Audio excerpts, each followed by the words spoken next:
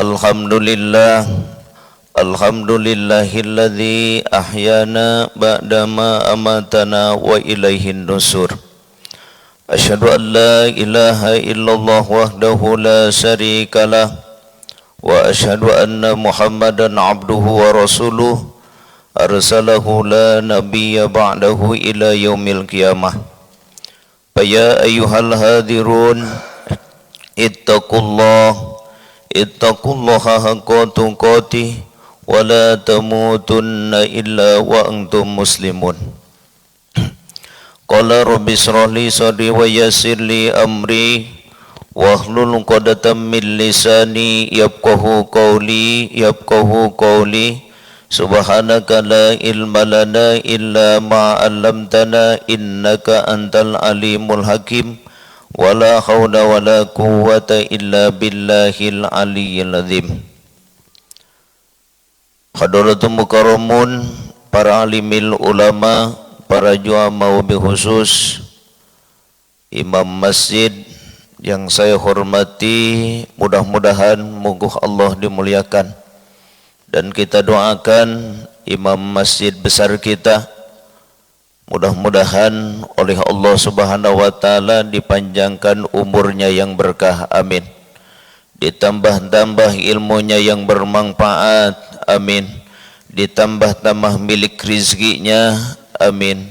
Ditambah-tambah istrinya, amin. Amin Pak, Bu, amin. Dan yang saya hormati pengurus masjid beserta jajarannya, mudah-mudahan moga Allah dimuliakan. Dan yang saya hormati bapak-bapak, ibu-ibu, pemuda-pemudi, kakek-kakek, nenek-nenek, janda-janda, ada janda. Yang saya hormati, mudah-mudahan moga Allah dimuliakan. Puji syukur kita panjatkan keharibaan Allah Subhanahu wa taala yang mana pada hari ini, pada detik ini kita semuanya oleh Allah Subhanahu wa taala diberikan kesehatan, diberikan kekuatan, diberikan keafiatan sehingga kita bisa hadir di masjid yang dimuliakan oleh Allah Subhanahu wa taala. Mudah-mudahan apa yang kita kerjakan dari minggu kemarin sampai minggu sekarang, ibadah mahdhah maupun ibadah ghair mahdhah, mudah-mudahan mampu mendapatkan ridhonya Allah Subhanahu wa taala, amin ya rabbal alamin. Salawat kita sanjungkan kepada junjungan panutan alam, habibana wa nabiyana karim, Nabi besar Nabi Muhammad sallallahu alaihi wasallam. Allahumma salli ala Sayyidina Muhammad wa ala ali Sayyidina Muhammad. Semoga kita seringnya membaca salawat kepada baginda Rasulullah sallallahu alaihi wasallam, kita mendapatkan syafaat, kita diakui sebagai umatnya baginda Rasulullah sallallahu alaihi wasallam. Hadirin kaum muslimin rahimakumullah, berhubung jadwal pada pagi hari ini guru kita yaitu Kiai Haji Asep Ijudin, beliau nelpon malam-malam, mohon maaf kepada pengurus masjid tidak bisa hadir karena ada urgen, karena ada udzur yang tidak bisa ditinggalkan sehingga beliau tidak bisa hadir. Mohon maaf kepada bapak-bapak dan ibu-ibu yang biasanya pada pagi hari ini beliau yaitu membawa tema yaitu kitab hikam. Mudah-mudahan beliau selalu diberi kesehatan oleh Allah Subhanahu wa taala, amin ya rabbal alamin. Hadirin kaum muslimin rahimakumullah, kita tidak bosan-bosannya mencari ilmunya Allah Subhanahu wa taala. Bahkan kata ulama, yang tidak akan bisa membosankan itu yang pertama ardun min matorin, tanah sama siraman hujan. Tidak bosan-bosan walaupun tiba-tiba hujan, walaupun hujannya lebat, walaupun setiap hari hujannya, tapi tetap tanah tidak bosan-bosan sama siraman hujan. Yang kedua, wa ainun min nadrin, mata sama penglihatan. Kita tidak bosan-bosan melihat laki-laki, tidak bosan melihat perempuan, perempuan tidak bosan melihat laki-laki. Kita tidak bosan walaupun kita baca Al-Quran setiap hari, baca kitab kuning setiap hari, kita tidak bosan-bosan. Wa ainun min nadrin. Dan yang ketiga yang tidak akan membosankan, perempuan laki-laki sama perempuan, perempuan sama laki-laki tidak bosan-bosan. Apalagi laki-laki, apalagi bapak-bapak tidak bosan-bosan sama perempuan. Walaupun sudah punya bini, walaupun sudah punya istri, tapi tetap pingin lagi, nikah lagi sampai 4. Itu nandakan tidak bosan-bosan. Wa ulama'u min ilmin, ulama tidak bosan-bosan sama ilmunya. Walaupun 12 pan dia kuasai, walaupun 12 pan dia kuasai ilmunya, tapi tidak bosan-bosan untuk mencari ilmunya. Tidak merasakan sudah bisa, tidak merasakan paling hebat, tapi tetap mencari ilmu walaupun sudah bisa. Hadirin kaum muslimin rahimakumullah. Di dalam kesempatan ini kata baginda Rasulullah sallallahu alaihi wasallam di dalam kitab Nashihul Ibad, sittatu asya'a tuhbitul amal, al-istighalu bi uyubil khalqi wa qaswatul qalbi wa hubbud dunya wa qillatul haya'i wa tuhlul amal wa dhulmul la yantahi. Kata baginda Rasulullah sallallahu alaihi wasallam, ada 6 perkara yang akan menghancurkan amaliyah kita. Ibadah mahdhah hancur, ibadah ghair mahdhah hancur dengan 6 perkara. Mana yang 6 perkara yang mengakibatkan hancur amaliyah kita ketika berhadapan dengan Allah nanti di akhirat? Kosong, padahal mah rajin ibadah, padahal mah rajin sholatnya, umrohnya setiap bulan, hajinya setiap tahun dia berangkat, sodakohnya. Kenapa di hadapan Allah nanti 0, kosong? Yang pertama kata baginda Rasulullah sallallahu alaihi wasallam, yang pertama al-istighalu bi uyubil khalqi, suka memperhatikan aib orang lain, lupa sama aib kita sendiri. Perhatikan Bu, suka memperhatikan kesalahan orang lain, lupa kesalahan kita sendiri. Merasakan paling taat, merasakan paling soleh, merasakan paling benar, merasakan paling ibadah, merasakan paling benar padahal mah tidak benar, merasakan paling soleh padahal tukang salah, merasakan paling taat padahal tukang maksiat, merasakan paling ibadah padahal haram jadah. Makanya kata Allah, hasibu anfusakum qabla an tuhasabu. Hitung kesalahan kita, hitung kesalahan kita, jangan menghitung kesalahan orang lain. Tafsir di dalam Al-Qur'annya, hitung kesalahanmu jangan sebelum dihitung oleh Allah. Nanti kita akan dihitung oleh Allah, nanti kita akan dipertanggungjawabkan di hadapan Allah Subhanahu wa taala. Amal kita, salat kita, puasa kita, haji kita, sedekah kita. Waktu hidup di alam dunia kita nanti akan dipertanggungjawabkan nanti kelak nanti di hadapan Allah Subhanahu wa taala. Makanya ibu, bapak, hisab dulu kita, jangan menghisab orang lain.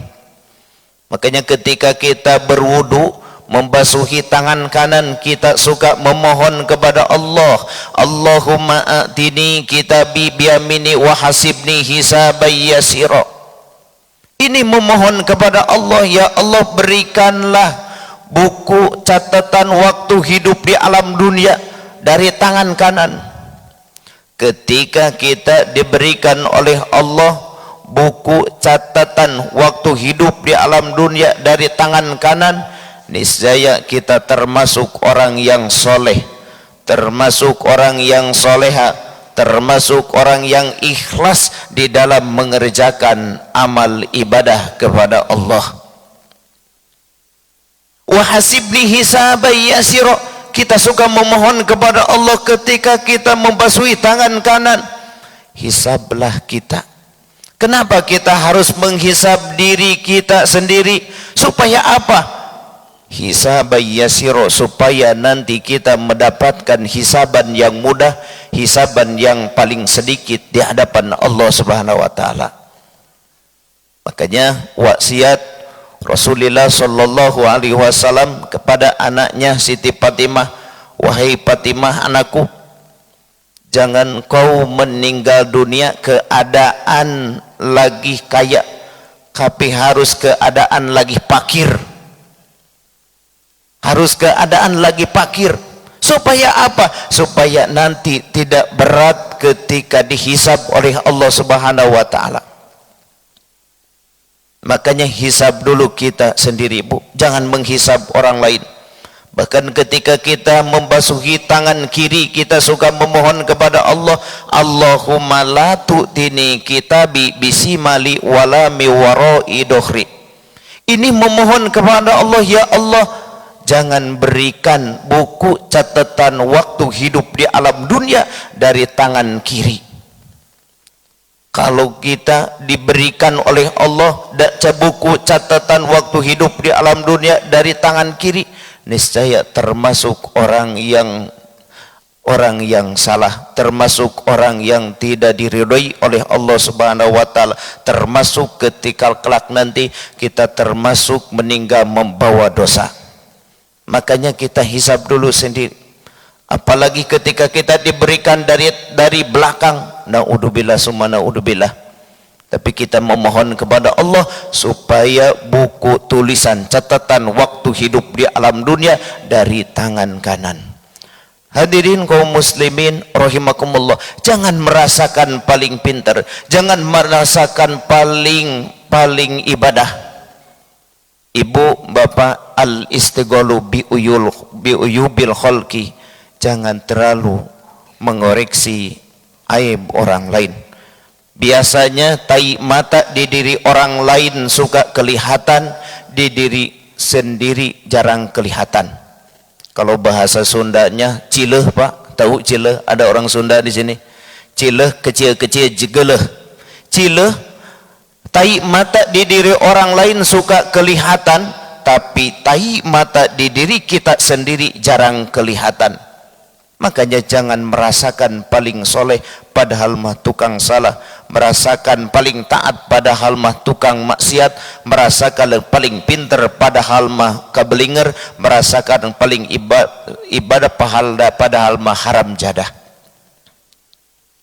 Coba hitung ibu dari minggu, jangan dari bulan kemarin, dari minggu kemarin sampai minggu sekarang, berapa kali kita ketinggalan sholat berjamaah. Hitung, jangan mengoreksi orang lain, introspeksi diri kita sendiri. Dari minggu kemarin sampai minggu sekarang, bapak ibu, berapa kali kita ketinggalan sholat tahajud? Bu, tahajud. Dari minggu kemarin sampai minggu sekarang, berapa kali bapak ibu ketinggalan tidak sholat sunat duha? Introspeksi.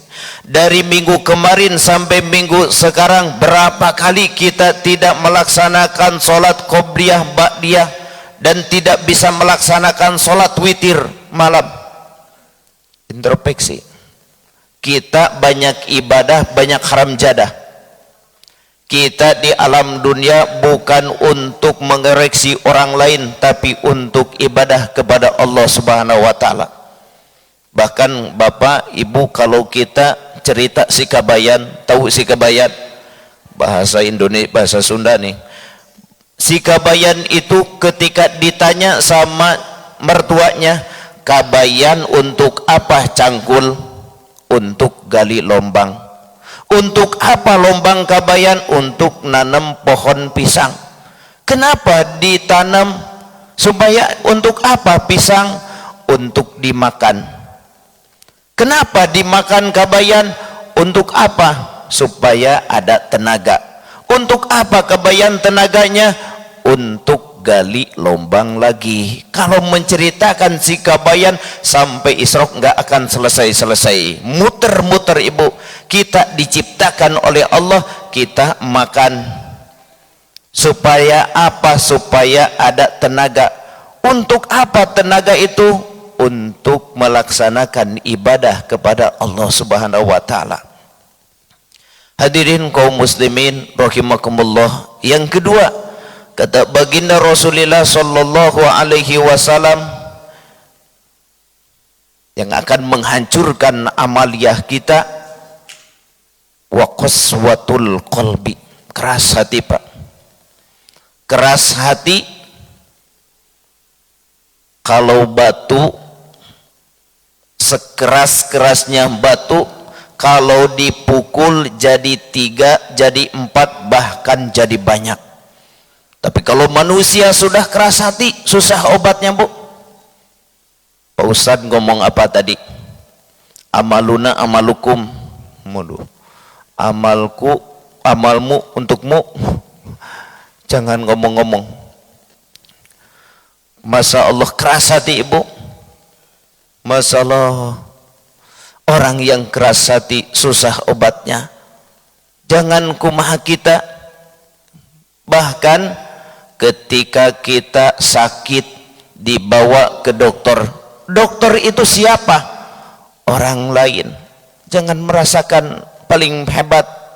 Orang lain. Kita rambut panjang dibawa ke mana? Ke tukang cukur. Tukang cukur itu orang lain. Kita mati, kita meninggal dunia, dibawa ke kuburan, siapa yang membawa kita? Orang lain, tetangga kita. Wa qaswatul qalbi, keras hati. Orang yang keras hati susah obatnya. Bahkan sholat susah, bangun malam susah, sodakoh susah. Kalau mau sodakoh susah Pak. Kenapa? Karena rasa takut.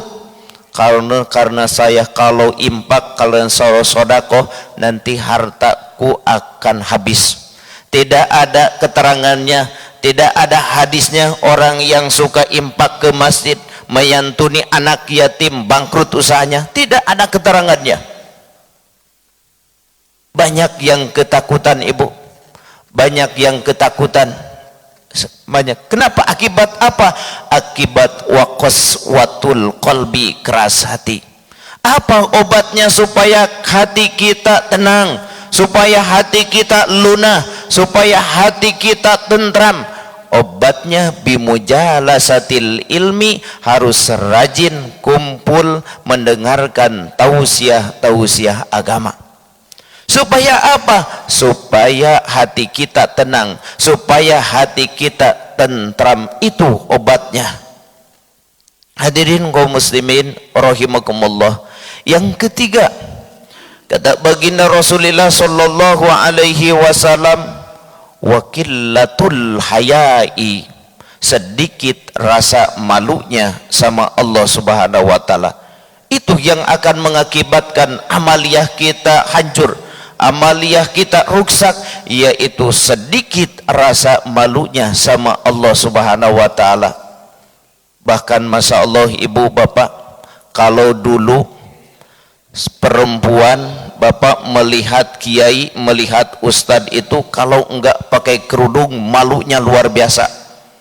Tapi kalau sekarang sengaja dilihatin,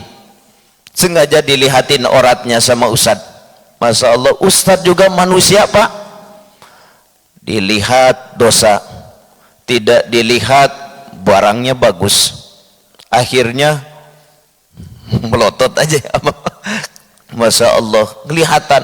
Makanya ketika kita bapak ibu ketika kita melihat maksiat, kita bacakan istighfar, astagfirullahaladzim, astagfirullahaladzim, ya Allah, keluarin air mata kita. Ya Allah, berikanlah taufik dan hidayah kepada orang ini.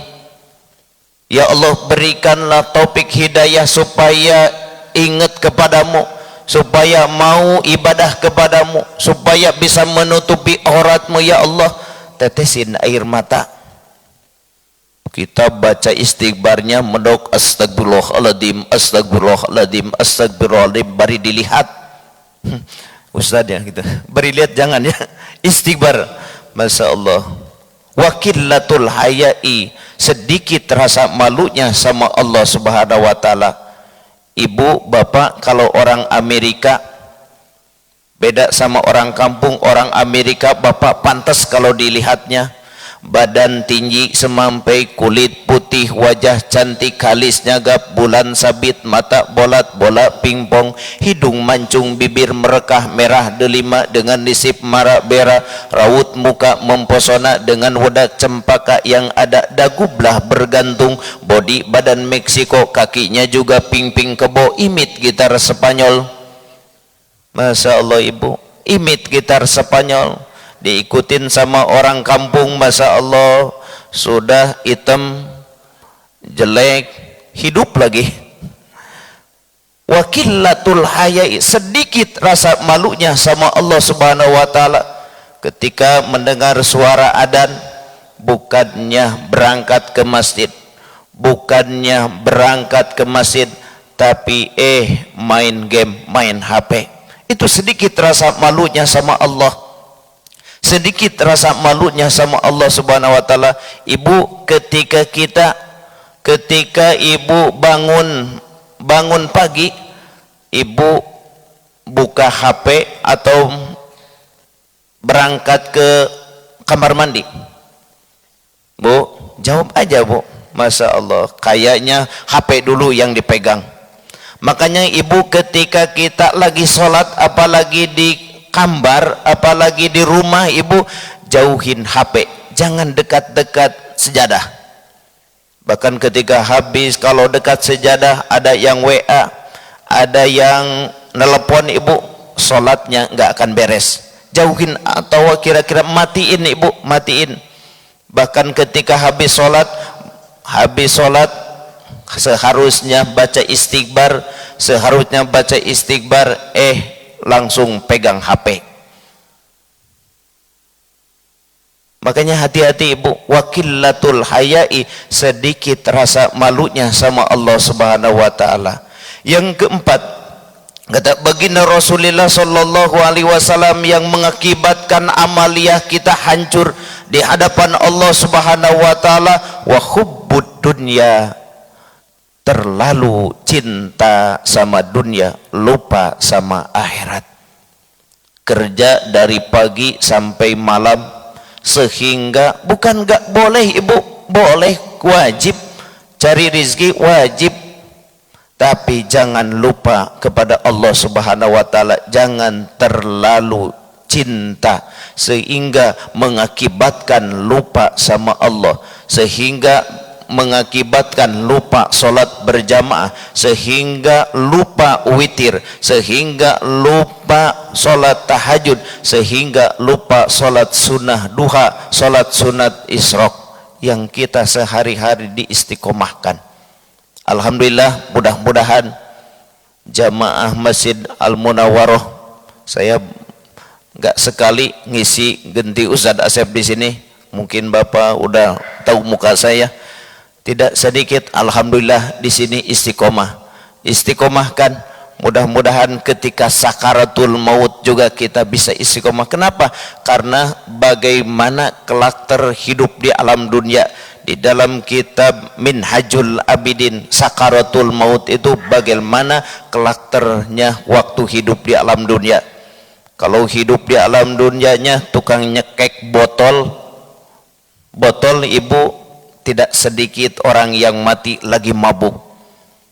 Lagi hidupnya istiqomah jinah, tidak sedikit lagi jinah. Tidak sedikit orang yang istiqomah melaksanakan baca Al-Quran, tidak sedikit meninggalnya lagi baca Al-Quran, lagi sholat, lagi menghadap Allah Subhanahu Wa Taala. Apalagi di akhir-akhir usia kita, kita tidak tahu usia kita sampai kapan ajal kita akan merenggut.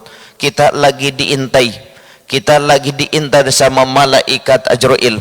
Kenapa? Karena kata baginda Rasulullah sallallahu alaihi wasallam, wa yang tahibul malaikatu warruhahu, suatu saat malaikat maut akan datang kepada kita semuanya.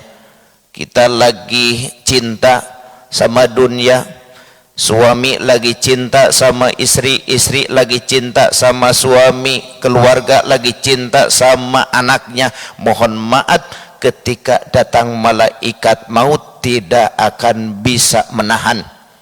Setinggi apapun jabatan kita, sehebat apapun kita, sebanyak apapun uang kita, malaikat maut tidak bisa disogok, Pak. Nanti aja malaikat maut saya. Enggak bisa malaikat. Kenapa? Karena kalau sudah diperintahkan oleh Allah, wahai malaikat, cabut nyawa ibu-ibu. Ibu sanggup? Jangan sekarang, Bu ya. Boleh ibu duluan, saya nanti terakhir. Masya Allah, ibu. Kullu nafsin dha'iqatul maut, setiap yang bernapas dha'iqah merasakan yang namanya takbir kematian. Mati kita akan mati. Makanya pepatah mengatakan, kelapa muda kupas-kupasin, kalau sudah dikupas tinggal batoknya. Lagi muda puas-puasin, kalau sudah tua tinggal bongkoknya. Ada paribahasa lagi, apabila kulit kita mulai kendor, di kepala sudah seperti kapur, pendengaran sudah kabur, mata sudah lembur, gigi sudah pada gugur, makan pun sudah bubur, sebentar lagi akan masuk ke liang kubur. Ini calon-calon camat, calon-calon mati. Kita akan berhadapan dengan takbir kematian. Makanya tidak ada disombongkan untuk diri kita semuanya. Hidup ini antara adan dan sholat. Ketika kita lahir diadanin, ketika mati kita disolatin sama orang lain. Kita akan dipaksa, kita akan direnggut. Wa yang tahibu dudu jismahu, suatu saat belatung akan makan jasad kita di dalam kubur. Hewan mati dikubur sudah, Bu, jadi belatung. Tapi kalau manusia, ada dua pertanyaan. Ketika manusia meninggal dunia, dikubur jadi belatung, dan ada perhitungan. Kita akan diperhitungkan, kita akan dipertanggungjawabkan di hadapan Allah Subhanahu wa taala. Ini belatung makan jasad di dalam kubur, apakah jadi suatu kenikmatan atau jadi suatu siksaan? Tergantung hidup di alam dunianya. Kalau di alam dunia mau melaksanakan perintahan Allah dengan ikhlas, ngaji ikhlas, sedekah ikhlas, salat ikhlas, tolab ilmu ikhlas, bukan karena manusia, ikhlas bukan karena malu, tapi ikhlas karena Allah, otomatis belatung makan jasad kita di dalam kubur jadi suatu kenikmatan. Atau sebaliknya, di alam dunia tidak mau melaksanakan perintahan Allah, sholat berjamaah tidak mau, sedekah tidak mau, bahkan lalai, bahkan tidak pernah melaksanakan ubudiyah kepada Allah, otomatis belatung makan jasad kita di dalam kubur jadi suatu siksaan. Ada yang lama yang dimakan cacing itu, ada yang sebentar, tergantung badan kita. Apalagi yang gemuk itu, makanya ibu kurus-kurus ya, biar cepat habisnya dimakan cacing. Tapi insya Allah jasad-jasad Masjid Jami Al-Munawwaroh insya Allah tidak akan mempan dimakan cacing. Amin. Iya, kenapa? Karena istiqomah sholat isroknya, istiqomah duhanya, istiqomah membaca surat Al-Muluknya, insya Allah. Makanya kata baginda Rasulullah sallallahu alaihi wasallam, barang siapa ketika mau tidur membaca surat Al-Muluk, tabarakalladzi, itu Pak, insya Allah ketika meninggal dunia jasad kita akan dijaga oleh Allah, bahkan jasad kita tidak akan mampu dimakan ulet, dimakan cacing. Kenapa? Karena berkah membaca surat Al-Muluk. Makanya dawamkan Pak, dawamkan dengan ikhlas, dengan karena Allah. Supaya apa? Supaya nanti di alam kubur jasad kita dijaga oleh Allah Subhanahu wa taala. Hadirin kaum muslimin rahimakumullah. Mudah-mudahan obrolan saya ada manfaatnya. Kalau ada yang salah, ini semata kebodohan saya sendiri karena belum sempat mutalaah malam-malam ada acara, langsung nelpon kiai kita, ustadz guru kita, Ustadz Kiai Haji Asep Ijudin, tolong isi karena saya tidak bisa mengisi karena ada urgen. Mohon maaf, makanya saya tidak mutalaah dulu. Kalau ngaji tidak mutalaah pasti kemana-mana Pak. Beda sama baca Al-Quran, sama baca Quran, beda, nggak mutolaah, nggak masalah. Tapi kalau baca kitab harus diteliti, hadisnya harus diteliti, huruf-hurufnya.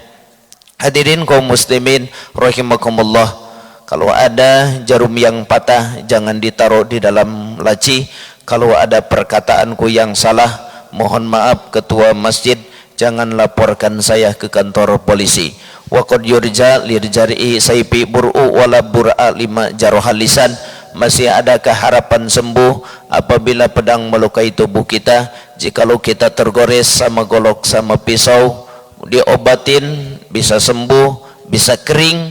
Tapi kalau kita tergores sama kata-kata tetangga sebelah, jangankan 1 minggu, bahkan sampai hari kiamat pasti akan terasa sama kata-kata orang tersebut. Yuk jaga lidah kita, basahi mulut kita dengan zikrullah, basahi mulut kita dengan baca Al-Quran, basahi mulut kita dengan membaca salawat kepada baginda Rasulullah sallallahu alaihi wasallam. Wabillahi taufiq wal hidayah. Assalamualaikum warahmatullahi wabarakatuh.